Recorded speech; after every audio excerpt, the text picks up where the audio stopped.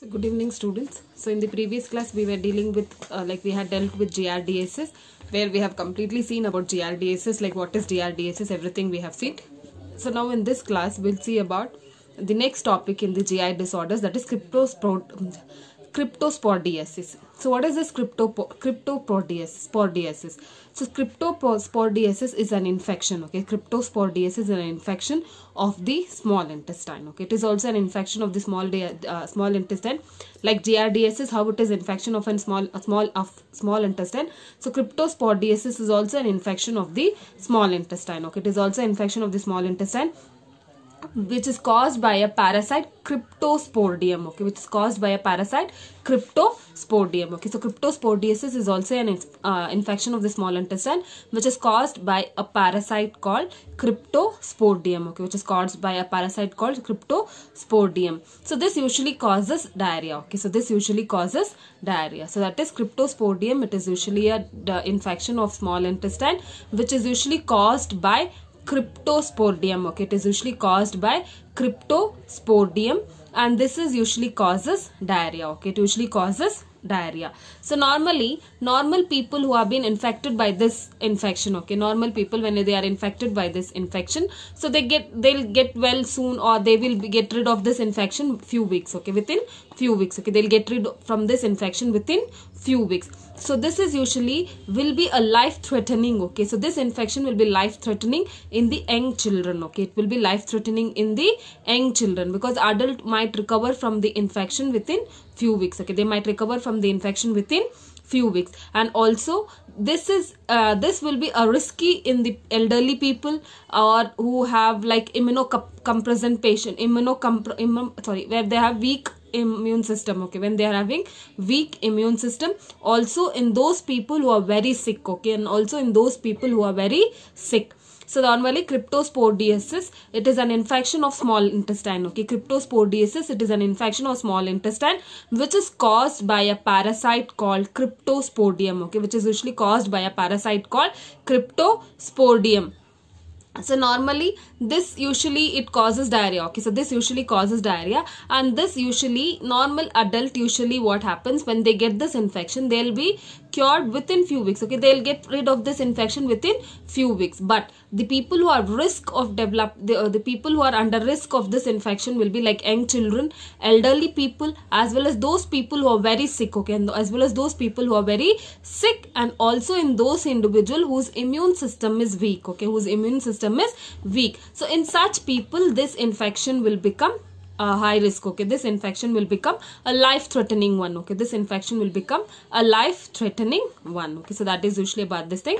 So cryptosporidiasis, it is an infection of small intestine, which is usually caused by a parasite called Cryptosporidium, and this usually causes diarrhea, okay. It usually causes diarrhea, okay. So this usually causes diarrhea, and this is usually seen that this will be normal in adult. Usually it will not cause so much, they'll get rid of this infection very soon, but this will become a life-threatening one, okay. This infection will become life-threatening one in young children, elderly people, or people who are very sick, as well as those people whose immune system is weak. So in such patients, okay, so in such people, this infection will become a life-threatening one, okay. This infection will become a life-threatening one, okay. So that is usually about this thing. So next we'll see what are the causes of this cryptosporidiasis. So what are the causes? So first I have told in the definition only that it is caused by Cryptosporidium, okay. It is usually caused by Cryptosporidium. This is usually a parasite, okay. It is usually a parasite. Other than that, like the other causes, it might be like drinking contaminated water from the public water supply, okay. Drinking contaminated water from the public water supply. Then drinking unpasteurized milk, okay. Then it can be caused due to drinking unpasteurized milk. Then swimming in contaminated pools or lake, okay. When the person swims in the contaminated pool or lake, then he might develop this disease, okay. He might develop this disease, okay. So that is usually about this thing causes. And then in homosexual males, okay, in homosexual males, so this is usually common. And also people who are come in contact with infected individuals, again it is also caused by people who are come in contact with the infected person, okay. So that is usually there. And also, so this is usually the causes of cryptosporidiasis, that is it is caused by cryptosporidium. Then it is usually caused by like drinking contaminated water from public water supply, then drinking unpasteurized milk, then drinking like or swimming in the contaminated pools and lake, and this is usually caused in homosexual males. And also it is seen that a person might, when he comes in contact with the infected person, okay, when he comes in contact with the infected person. So when we talk about a person who is having normal immune system, okay, when the person is having a normal immune system, okay, so when there is usually what is happening is that, so when there is normal immune system, okay, so when they are coming in contact with the normal immune system, okay, when the person is having a normal immune system, signs and symptoms will be present only for 2 weeks, okay, signs and symptoms will be present for only 2 weeks, okay. So when a person is having normal immune system, okay, the person is having normal strong immune system, the symptoms usually will be present for 2 weeks, okay, the symptoms usually will be present for 2 weeks, okay. So that is usually what happens. So when the person is having normal immune system, okay, when the person is having normal immune system, the symptoms which is there, it will be present for 2 weeks, okay, the symptoms it is usually there, it will be present for 2 weeks. So in weak patient or in weak immune system, okay, the person who is having weak immune system, these symptoms might be present for a longer time, okay, the symptoms might be present for a longer time, okay, it will be longer time. So that is usually about this. So like person who are suffering from cancer, okay, the immunocompromised immune system will be like the person who is suffering from cancer, who is having like kidney dialysis, okay, the person who is undergoing kidney dialysis, or people with HIV or AIDS, okay, people with HIV or AIDS. So such type of people, if this disease develops, or that is cryptosporidiasis occurs, okay, this infection occurs, then it will be present for a longer duration, okay, it will be present for a longer duration. So that is people with strong immune system, okay, people with strong immune system, the symptoms might be present for 2 weeks or even less, and it get, like I've told you in the definition, that they'll get rid from this infection very soon, okay, they'll get rid from the infection very soon. But people with weak immune system, okay, people with weak immune system, the symptoms usually will be present for a longer days, okay, the symptoms usually will be present for a longer days, okay, it will be present for many it will usually present for a longer duration, okay, it will be present for a longer duration, okay. So that is usually what happens, that is symptoms usually what is that, people with weak immune system, the symptoms usually present for a it will be present for the it will be having a severe symptoms, okay, they'll be having severe symptoms and will be present for longer days. And like the weak immune system will be such, for example, like people suffering from cancer, HIV, AIDS, or people who are suffering from like kidney dialysis. So all such people will be having this, the infection will be present for a longer time, okay, infection will be present for longer time, okay. So that is usually about this thing. So how this cryptosporidiasis spreads, okay, how it gets transmitted or how it gets spread.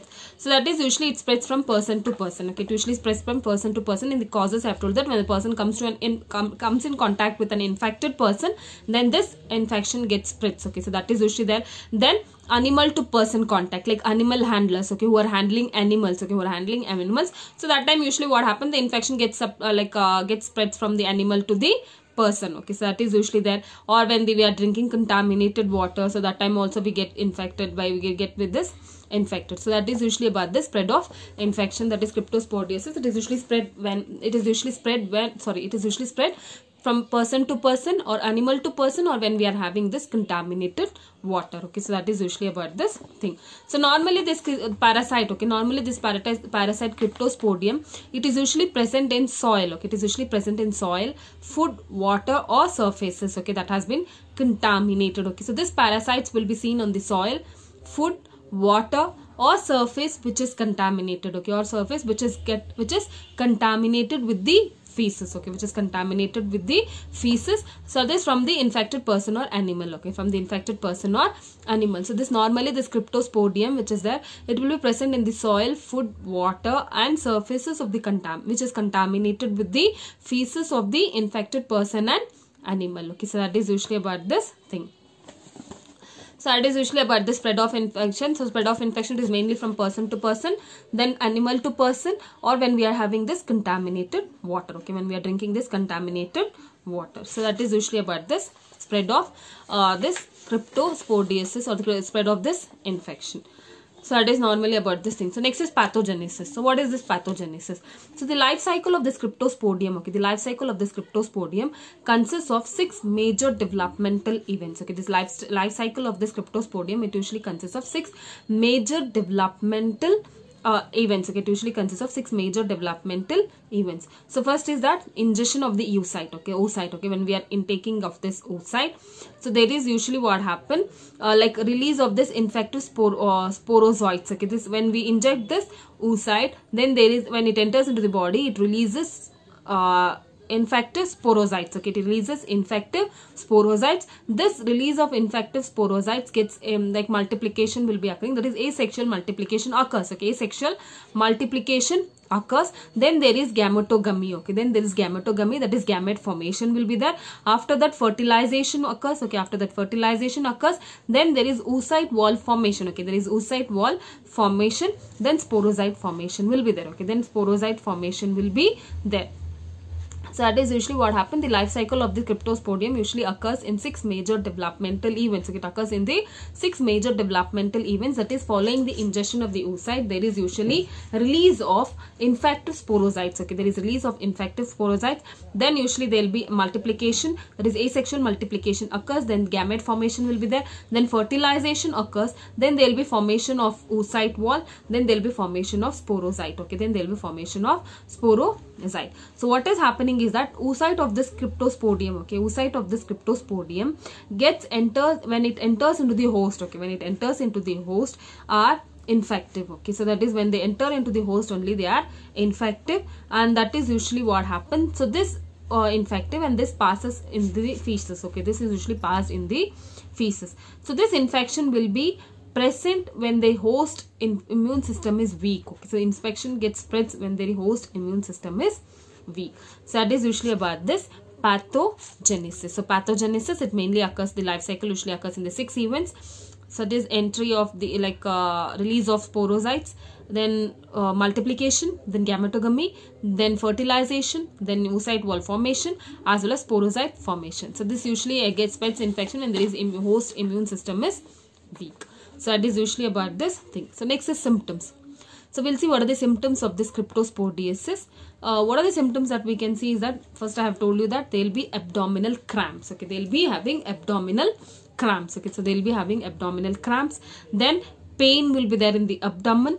Dehydration will be there. So that is usually what happens. So they will be having pain in the abdomen. Abdominal cramp will be there, and also they will be having dehydration will be there.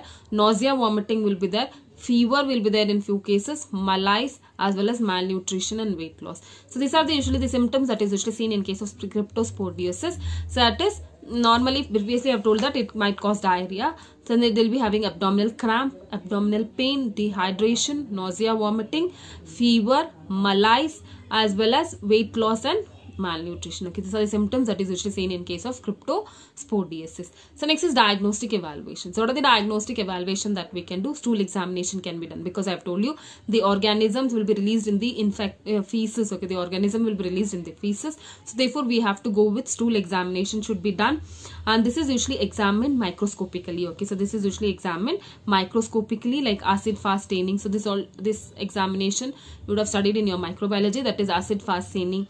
And then usually what happen, enzyme immunoassay. Okay, enzyme immunoassay. So that is usually about this. So this is examples for how they go with stool examination. So mainly we go with stool examination will be done. Okay, in this diagnosis we go with stool examination will be done. So next is management. So what are the management that we go with is that, first is fluid replacement should be done. Okay, the fluid replacement should be done.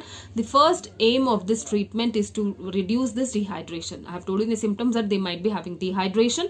So the first aim of this treatment is to reduce this dehydration. Okay, so we have to make the person hydrated. Okay, we have to make the person hydrated. So therefore fluids should be replaced. Okay, so the fluid should be replaced. So that is to be done. Then anti-parasitic drugs to be given. Okay, so next is anti-parasitic drugs, such as the medications that we give, it is usually called nitaxoxide nide. Okay, this is usually given, it is nitaxoxide nide. It is usually given mainly to reduce diarrhea. Okay, it is mainly given to reduce diarrhea.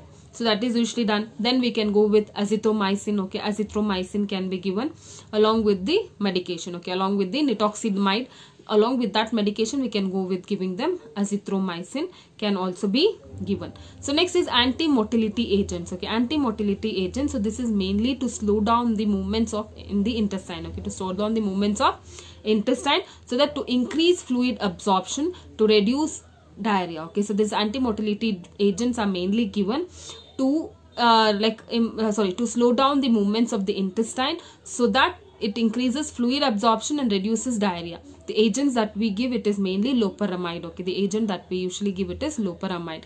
So it is anti-motility agents. Next, antiretroviral therapies should be done. Okay, antiretroviral therapy should be given. So this is mainly given if the person is suffering from HIV or AIDS. Okay, antiretroviral agents are given. This is given in those person who are suffering from HIV and AIDS, along with this if they got this infection. So for that infection, that for person we have to give this antiretroviral therapy agents, so that we can reduce the, so that we can increase their immune system. Okay, so that we can boost up their immune system. Okay, so this is usually the management of this cryptosporidiasis. So what are the management? So first we have to go with, the main treatment is to prevent dehydration, so that fluid replacement should be done, fluid and electrolyte replacement should be done. Then we go with antiparasitic drugs such as nitoxinamide. Along with that we go with giving them azithromycin. Then we go with anti-motility agents. So this is given mainly to slow down the movements of the intestine, so that we can fluid absorption will be done and diarrhea will be reduced. That is usually done. And the drug which we give, it is loperamide will be given. Then antiretroviral agents should be given. This is given to those person who are suffering from HIV and AIDS in order to boost up their immune system. Okay, in order to boost up their immune system, so that they can relieve from the symptoms. Okay, so that they can relieve from the symptoms. Okay, this is usually the management of this cryptosporidiasis. So this is about this cryptosporidiasis. So cryptosporidiasis, it is nothing but infection of the small intestine, which is usually caused by parasite Cryptosporidium. This usually mainly causes diarrhea. Okay, it mainly causes diarrhea. So this is mainly affected, like we get this infection mainly when we are having contaminated water or unpasteurized, when we are drinking unpasteurized milk, in case of homosexual males or animal handlers. So this is usually spread from person to person or animal to person. So that is usually about this cryptosporidiasis.